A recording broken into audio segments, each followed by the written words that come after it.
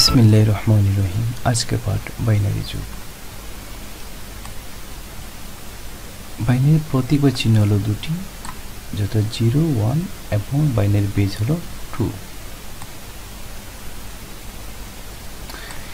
Binary যুগের বেলায় মনে রাখার বিষয়, বাইনারি সংখ্যাদের যোগফল যদি তার প্রতীক বা চিহ্ন অর্থাৎ 0, 1 এর মধ্যে থাকে তবে যোগফল সরাসরি 0 অথবা 1 বসবে। কিন্তু বাইনারি সংখ্যা দ্বয়ের যোগফল যদি তার প্রতীক বা চিহ্ন অর্থাৎ 0, 1 এর চেয়ে বড় থাকে তবে যোগফল হতে বেজ বিয়োগ হবে এবং পূর্ববর্তী সংখ্যার সাথে 1 যোগ হবে।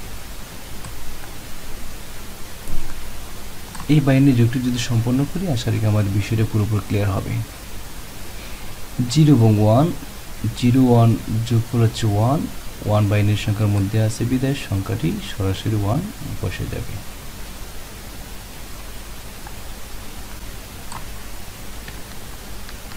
এবার এই লাইন আছে 1, 0, 1, 0 যোগফল 1, 1 সংখ্যাটি বাইনারির মধ্যে আছে বিধায় সংখ্যাটি সরাসরি বসে যাবে। এগেইন 1 আর 1, 1 আর 1 হচ্ছে 2, 2 সংখ্যাটি বাইনারির মধ্যে নেই বিধায় যোগফল 2টাকে বাইনারি বেস 2 বিয়োগ করব, 2 বিয়োগ 2 ফলাফল হচ্ছে 0। এখানে সংখ্যাটি ফলাফল হচ্ছে আমাদের 0। আর যখনই বেসটা বিয়োগ হবে, যোগফল থেকে বেস বিয়োগ হবে, একটা অতিরিক্ত 1 পূর্ববর্তী সংখ্যার সাথে এসে যুক্ত হবে।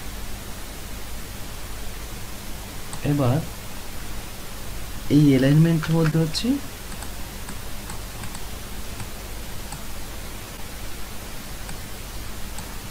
1, 0, 1, 1, 0, 1, 1, 1, 1, 2, 2 মাইনাস বেস 2 ফলাফল 0, 0টা বসে যাবে।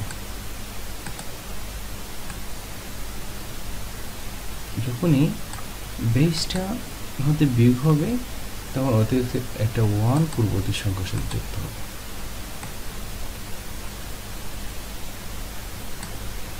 এই এলিমেন্টের সূত্রের মধ্যে আবার 1, 1, 2, 2 সংখ্যার বাইনারির মধ্যে নেই বিধায় 2 হতে বেস বাইনারি বেস 2 বিয়োগ হবে, বিয়োগ হলে ফলাফল আসে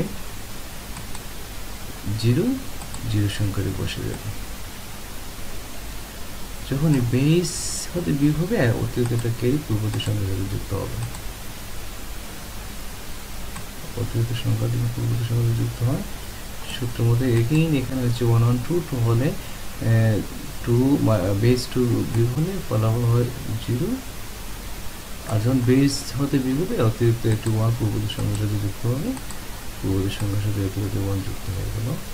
এবার এই সারিতে হচ্ছে 3টা 1 যদি হয় 3 হয়, 3 সংখ্যাটি বাইনারির মধ্যে নেই, 3 সংখ্যাটি বাইনারি বেস 2 বিয়োগ করবো, বিয়োগ করলে ফলাফল দাঁড়ায় 1, 1 ফাইনাল বসে যাবে। যখনই বেস থেকে বিয়োগ হলো অতিরিক্ত সূত্র খেয়ে এটি পূর্ববর্তী সংখ্যার সাথে যুক্ত পূর্বে যুক্ত হবে, সংখ্যার পূর্বে যুক্ত হলো। এখানে যদি সংখ্যার পূর্বে যুক্ত হয় তাহলে আমরা দেখতে পাই এখানে আর কোনো সংখ্যা নেই, তাহলে এই 1টা সরাসরি বসে যাবে। এখানে 3 ঘর করে হাতের ডান থেকে বামের দিকে যাই তাহলে 3 ঘর পর দশমিক, এই দশমিকটা 3 ঘর করে এখানে বসে যাবে। এটা হচ্ছে যোগফল।